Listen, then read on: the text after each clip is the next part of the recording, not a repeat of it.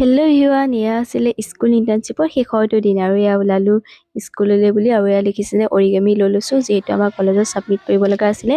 এয়া আহিয়ে ক্লাছ কৰিলোঁ, যিহেতু আমাৰ স্কুল ইণ্টাৰ্ণশ্বিপৰ এক্টিভিটিছবোৰ কৰিব লগা আছিলে, তাৰে কেইটামান কৰিব লগা আছিলে, যিহেতু কৰি ল'লোঁ আৰু আপোনালোকক অকণ অকণ দেখাব চেষ্টা কৰিছোঁ।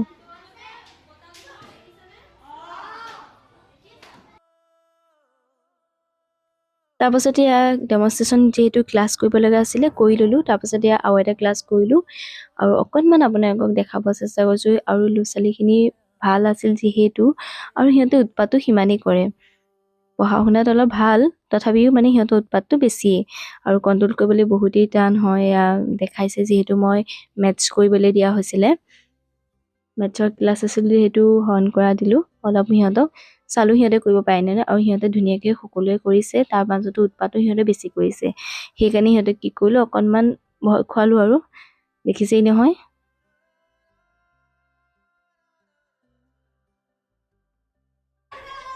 তাৰপাছতে ক্লাছটো শেষ হোৱাৰ পাছত আন এটা ক্লাছত আহি আৰু এয়া ফাইভৰ আছিলে, আৰু সিহঁত বহুতেই মানে কি ক'ম আৰু ভাল আছিলে। আৰু আজি যিহেতু মানে শেষৰটো দিন, ধুনীয়াকৈ আমাক বাই পাই দিলে। আৰু আমাৰ ইয়াৰ যিহেতু কাম অলপ আছিলে, ৱাল মেগাজিনখন অলপ ঠিক কৰিব আছিলে, সেইখিনিও কৰি লৈছোঁ। আৰু লগৰজনীয়ে যিহেতু চাহ লৈ আহিছিলে, চাহো খাই ল'লোঁ।